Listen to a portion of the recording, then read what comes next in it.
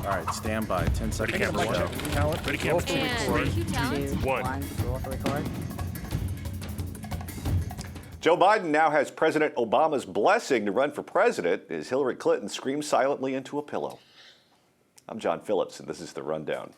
A source also tells CNN that Biden is much more likely to enter the 2016 presidential race than to decide against a run, and projects that he could announce the first week of October. That would be before the first Democratic debate, by the way. Biden also mysteriously met with Senator Elizabeth Warren, who, of course, is the queen bee of the left. Could she be tapped for VP? Who knows? Josh Earnest doubled down on the pro-Biden theme, saying, quote, the president has indicated that the decision he made to add Joe Biden to the ticket as his running mate was the smartest decision that he's ever made in politics. When asked by ABC's John Carl whether this means tapping Biden was, quote, a better decision than the Secretary of State he chose, Earnest just laughed. Ouch, it's gotta sting. Politico reports that hearts are breaking in the White House as staffers contemplate having to choose between Biden and Hillary. We can certainly imagine something is breaking at Clinton headquarters too, but we're betting it's a world's greatest grandma mug flung at the wall. We know she's got that curveball. So will Biden snatch the crown from Hillary's clutches, or is Joe Biden's time until October mean he's too late to launch? Joining me to talk about all the controversy is author and political satirist Scott Ott. He's in Dallas. And here in sunny Southern California, stand-up comic and PJTV contributor Stephen Kruiser. The president has given Joe Biden his blessing to run for president. He met with Elizabeth Warren, presumably to get her blessing to run for president. There's no way he would do this without speaking to big-time Democratic donors and having them sign off on it. If President Obama, the Democratic donors, and Elizabeth Warren all sign off on a Joe Biden run, is that a vote of no confidence in Hillary Clinton? Oh, definitely. First, because this president is very much concerned with his legacy. That's what he keeps talking about vis-a-vis the Iran deal, everything else. He's worried about his legacy. Getting Joe Biden elected is a much bigger boon to his legacy than getting his Secretary of State one time ago elected. So it's much better for Barack Obama. And as we've noted here many times in the past, there is no love lost between the Obamas and the Clintons. They don't like each other very much. But the biggest thing about this story is the fact that it's still a story. Because up until now, the Democrats and the media have done everything they can to create this air of inevitability around Hillary. The Democrats even went with the minimum number of debates. They would have had no debates if they could have, just to get her pushed through the DNC. And now we've got this going on in the background, which means they're undermining. She's having her inevitability undermined by the two highest ranking elected Democrats in the United States. And that's why it seems to be a very, very big deal. You know, Scott, if you look at the criticism of Hillary coming from Bernie Sanders, is that she's too much of a corporatist. She's not left-wing enough for his tastes.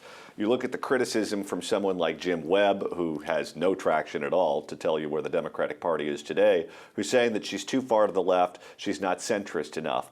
What would be Joe Biden's criticism of Hillary? What would be the reason that he jumps into the race? Is it going to be that she's not competent enough? Is it going to be that she's not ethical enough? What's his angle here? Well, I think, he's watching her dig a hole, and I think his basic approach should be just to hand her a clean shovel and, just say, keep on digging. I mean, that White House comment was like a Serena Williams two-handed backhand. I mean, that was an unbelievable slap down the line at Hillary Clinton. The fact that things have descended to this level, the fact that you can hear the sound of the spoon scraping the bottom of the barrel right now is probably the greatest opportunity that Joe Biden has ever and will ever get. And his advisors had to be saying to him, look, Joe, I know you were ready for retirement, but you're never going to get a shot like this. Look at her. She's just collapsing. But politically, though, there's no difference between the two of them. They're pro-choice. They're both in favor of gay marriage. They both supported the TPP trade deal. They're both open borders Democrats. Yeah? John, what is all this policy talk? Why are you talking? Why are you talking about this as if it had something to do with what they're actually going to do in office? This is completely unrelated. You do have to create a space in the market, though. What's your theory?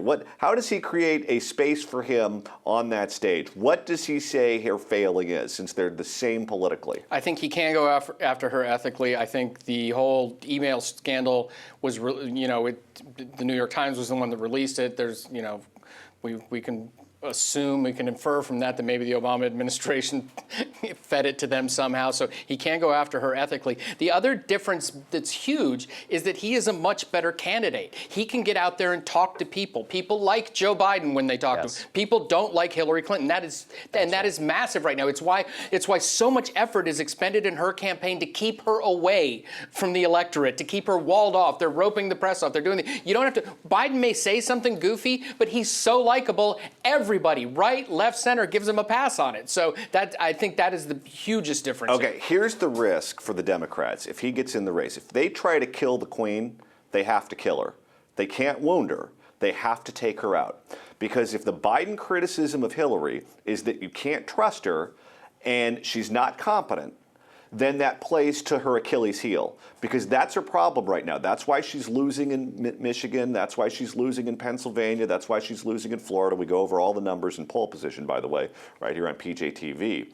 But if he goes out there and a Democrat, a well-funded Democrat, goes on TV every single day and says, you cannot trust this woman, and this woman is not competent enough to lead government, and she ends up winning the nomination, she's damaged goods.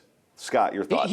He doesn't have to say that, John. He doesn't have to do any of that work. He is going to be affable Uncle Joe, as Kruiser suggested, and everything else is going to happen behind the scenes. I mean, there's one reason and one reason only why Hillary Clinton was named Secretary of State by Barack Obama, and she uses it as a campaign, as a talking point about how great she is. She's traveled more miles around the world than any other Secretary of State. Well, the reason why she did that is because Barack Obama wanted more than anything else to get Hillary Clinton out of the country and to keep her out of the spotlight, which she largely was. She has no accomplishments as Secretary of State, and she was away for a long time. Meanwhile, Joe Biden hasn't done anything incredibly stupid to embarrass himself or to corrupt himself. The only thing that could get interesting here is if Hillary Clinton has dirt on Biden, because there's plenty of dirt on Hillary, but if Hillary Clinton has dirt on Biden, then things could get really vicious. Here's my take. My take is if he's affable Uncle Joe, he loses, because that's not enough of a reason for the big money Democratic donors and all of the elected officials who've already endorsed her to bolt. He has got to get dirty, he has got to play hardball, and he has got to kneecap her. I don't think he's just going to throw something against the wall and hope it sticks. I think they're working very hard in the background to make sure it's the primest of all opportunities for him to move in. I wrote something in the PJ Tatler yesterday about his longtime backers going after the biggest of the big Democratic donors right now to try to get money, to try to start some money flowing behind him, because fundraising hasn't always been Biden's strong suit. So they're working on the biggest donors right now. I don't think they're going to get in and then hope the donors come over. They're going to see if the donors are lining up prior to getting in there. And I don't think he's going to just be affable Uncle Joe. I think Biden can show some teeth when he's campaigning. He's done it in the past. He's done it very well, but he still has to be a much more likable version of her. And I cannot begin to tell you how ecstatic I am at the thought of the Democrats having to save themselves by going older, whiter, and more male. If Joe Biden gets in and doesn't become the leader of the pack, let's say Hillary Clinton is still the clear favorite, do other Democrats then see this as an opportunity to jump in themselves? And by other Democrats, I'm talking about Michael Bloomberg. He's a guy that doesn't need to sit around forever and ask people for $1,000 checks. He can write a check, make it happen, be competitive right away. Rupert Murdoch recently tweeted that Michael Bloomberg should jump in the race. If he gets in and Biden's in and suddenly you have a crowded field on the Democratic side, that could really shuffle the deck, Scott Ott. Yeah, and actually, I think it may be the other way around. It's not if Biden gets in there and doesn't really perform. I think if Biden gets in there and starts to perform, I think that could really encourage these other candidates, because they're going to say, hey, the leader of the pack is weak. They have an opportunity here. But, just look back when you say that Joe can't be affable Joe. Look at who the Democrats have nominated over the years. I mean, they had Jimmy Carter and Michael Dukakis and Walter Mondale, and even Al Gore is not, at least back then, didn't have that reputation for being a nasty SOB the way Hillary does. And certainly John Kerry didn't have that reputation. So I really think at their heart, most Democrats are sort of these compassionate liberal people who would like to have a nice candidate. On the other hand, if Hillary Clinton can win, they'll take her.